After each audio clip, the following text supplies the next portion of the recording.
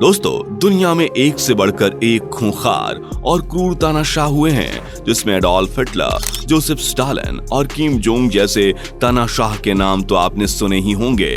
लेकिन आज हम आपको एक ऐसे तानाशाह के बारे में बताने जा रहे हैं जो आज से 10 साल पहले मौजूद था।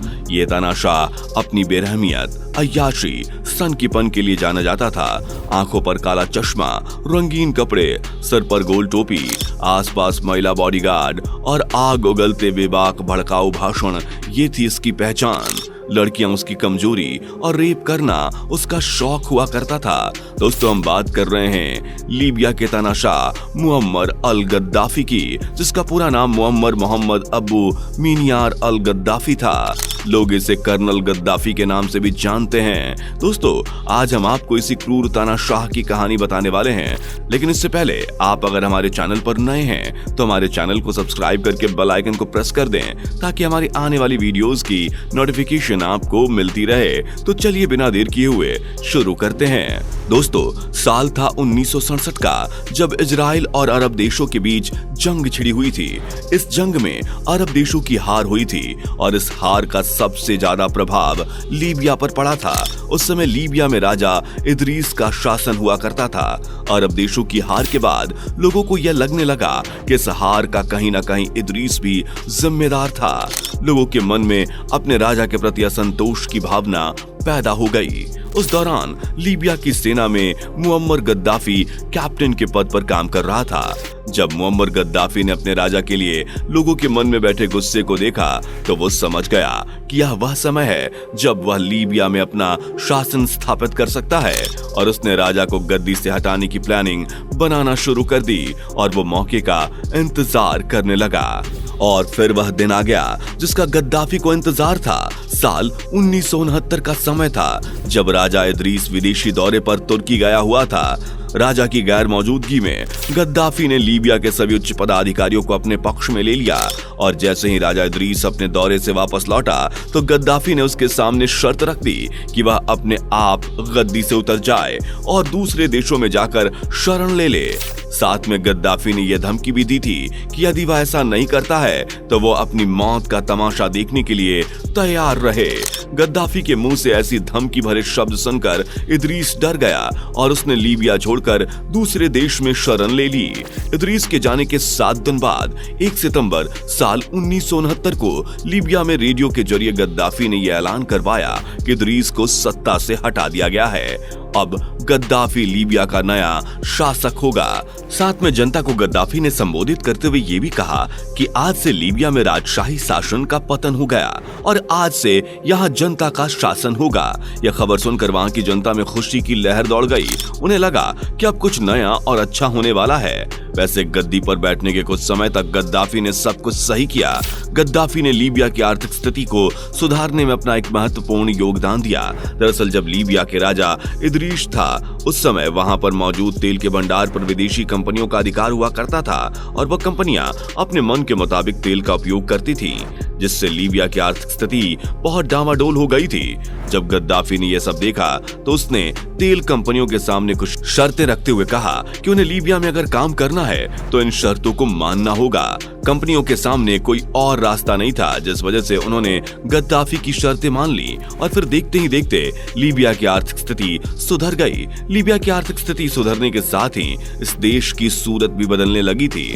आम लोगों की जिंदगी बेहतर हो रही थी, लोगों को नौकरी मिल रही थी और विदेशी लोग भी यहाँ काम करने आने लगे थे। लीबिया में हो रही तरक्की से वहां की जनता काफी खुश थी। लोगों को लगने लगा था कि गद्दाफी के रूप में उन्हें एक ऐसा शासक मिल गया है जो सिर्फ और सिर्फ देश और देश की जनता की बेहतरी के बारे में सोचता है। कुछ सालों तक तो ऐसा ही चलता रहा। गद्दाफी लोगों की नजरों में हीरो बन रहा था, लेकिन समय बीतने के साथ ही गद्दाफी अपनी औकात दिखाने लगा। जनता जिसे अपना पालनहार मान रही थी, वह एक निरंकुश शासन बनता गया। उसने मासूम लोगों पर जुल्म करना शुरू कर दिया। जुल्म की इंतहा तो ये हो गई थी कि स्कूली लड़कियों के साथ रेप करना उसका शौक हो गया।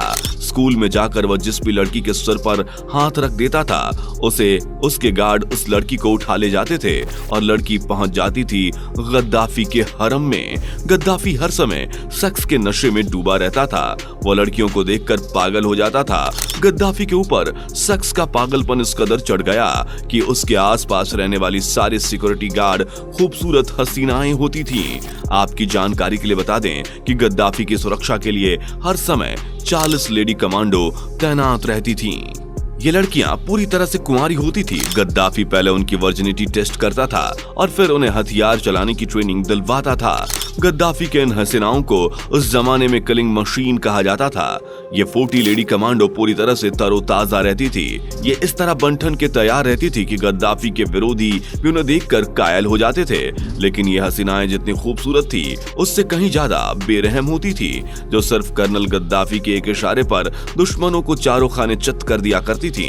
और यही वजह थी कि कर्नल गद्दाफी अपनी भीतरी सुरक्षा में इन हसीनाओं को तैनात करता था। दोस्तों, औरत को लेकर गद्दाफी किस तरह दीवाना था इसका अंदाजा आप इसी बात से लगा सकते हैं कि वह विश्व की हर शक्तिशाली महिला से दोस्ती करना चाहता था। गद्दाफी के समय उसका एक किस्सा काफी ज्यादा वायरल हुआ था, जब उसने अमेरिका के फॉरेन मिनिस्टर मैडलिन अल्ब्राइट को यह संदेश भिजवाया कि वह उनसे प्यार करता है और यदि वह उससे प्यार करती हैं तो अगली बार जब भी टीवी पर आएं तो हरे रंग के कपड़े पहन कर आएं। दोस्तों, हमें ये तो पता नहीं चला कि अल्ब्राइट हरे कपड़े पहनकर आई थी या नहीं, लेकिन एक बात तो साफ हो गया कि गद्दाफी बहुत ही रंगीला मिजाज का था। वह हर शक्तिशाली औरत पर फिदा उठता था। वैसे बता दें कि गद्दाफी की भारतीय महिलाओं में भी काफी दिलचस्पी थी। वह अपने घर पर अक्सर बॉलीवुड अभिनेत्रियों को इनवाइट करता था, उसके साथ समय बिताता था और बदले में उन्हें कई सारे महंगे गिफ्ट्स भी देता था। गद्दाफी का उस समय बॉलीवुड अभिनेत्री लारा दत्ता के साथ संबंध भी काफी चर्चा में आए थे। दरअसल साल 2000 में जब लारा दत्ता मिस यूनिवर्स बनी तो गद्दाफी लारा को देखकर उनका कायल हो गया। गद्दाफी ने लारा दत्ता को अपने देश में आने का निमंत्रण भेज दिया।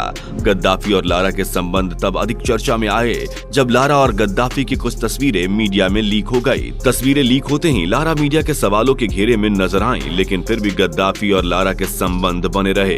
वैसे दोस्तों, आपको बता दें कि गद्दाफी सिर्फ अय्याशबाज ही नहीं था, बल्कि एक बहुत ही ज्यादा निरंकुश व्यक्ति भी था।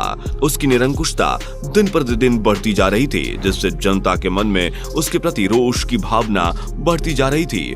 गद्दाफी की निरंकुशता और अत्याचार को देखते हुए लीबिया के एक यूनिवर्सिटी में कुछ स्टूडेंट्स गद्दाफी के पोस्टर पर कालिक पोत देते हैं। जब इस बात का पता गद्दाफी को चला तो उसने उन स्टूडेंट्स को यूनिवर्सिटी के गेट पर ही फांसी पर लटका दिया। इस तरह जब लीबिया के एक जेल में लगभग 1200 कैदियों ने गद्दाफी का विरोध किया तो गद्दाफी ने उन्हें एक कतार में खड़े करके गोली मार दी। गद्दाफी अब खुलकर आतंकवादियों का समर्थन करने लगा, जिससे लीबिया के लोगों का गुस्सा गद्दाफी को लेकर दिन प्रतिदिन बढ़ता जा रहा था। और यह गुस्सा तब फूटा जब उन्हें विश्व के अन्य देशों और सुरक्षा संगठनों ने गद्दाफी के खिलाफ सहयोग देने की बात कही और फिर शुरू हुई तानाशाह गद्दाफी की बर्बादी की कहानी। साल 2011 फरवरी का महीना, जब लीबिया में गद्दाफी के खिलाफ विद्रोह ने एक बड़ा रूप ले लिया। विद्रोहियों द्वारा गद्दाफी की सेना का तेजी से दमन किया जा रहा था। लीबिया में जुल्म की सुलगती आग को देखकर सुरक्षा परिषद द्वारा लीबिया में नाटो की सेना भेजी गई, जिसका उद्देश्य लीबिया के लोगों की सुरक्षा करना और उन्हें गद्दाफी के चंगुल से बाहर निकालना था। साल 2011 में 20 अक्टूबर का दिन था, जब नाटो सेना ने गाड़ियों के काफिले को देखकर यह अनुमान लगाया कि गद्दाफी भागने की फिराक में है। जिसके बाद सेना ने गाड़ियों पर बमबारी करना शुरू कर दी। आधी गाड़ियां रास्ते में ही उड़ गई और जो बची वो भाग निकली। भाग निकलने वाली गाड़ियों में से एक में गद्दाफी छुपा हुआ था। जहां एक तरफ विद्रोही गद्दाफी के पीछे पड़े थे, वहीं दूसरी तरफ नाटो की सेना। जब गद्दाफी भागते भागते थक गया तो वह जाकर एक जगह एक पाइप में छिप गया, लेकिन गद्दाफी को छिपते हुए एक विद्रोही ने देख लिया था। तो उसके बाद उन्होंने गद्दाफी को पाइप से निकालकर खूब मारा। उन्होंने गद्दाफी के पैरों पर गोलियां मार दी ताकि वो भाग न सके और फिर उन्होंने गद्दाफी के सिर पर गोली मार दी। जिस जनता ने गद्दाफी को एक समय सराखों पर बिठाया था, अंत में उसी जनता के पैरों के नीचे कुचलकर कर्नल गद्दाफी की मौत हो गई। गद्दाफी की मौत के बाद लीबिया में जश्न मनाया गया। 42 साल से लीबिया में चल रही तानाशाही और तानाशाहों का जुल्म अब समाप्त हो गया था। हालांकि गद्दाफी की मौत के बाद से लीबिया की स्थिति बद से बदतर हो चुकी है। देश लंबे समय से गृह युद्ध में है और वहां आम जनजीवन अस्त व्यस्त हो चुका है। दोस्तों, कर्नल गद्दाफी के बारे में आपकी क्या राय है, हमें कमेंट करके जरूर बताएं। फिलहाल इस वीडियो में इतना ही। उम्मीद है कि आपको आज का ये वीडियो पसंद आया होगा और आपको इससे बहुत कुछ सीखने को मिला होगा। अगर हाँ, तो इस वीडियो को लाइक करें। इस तरह के और भी अमेजिंग एंड इंटरेस्टिंग वीडियोस देखते रहने के लिए चैनल को जरूर सब्सक्राइब कर लें। Thanks for watching.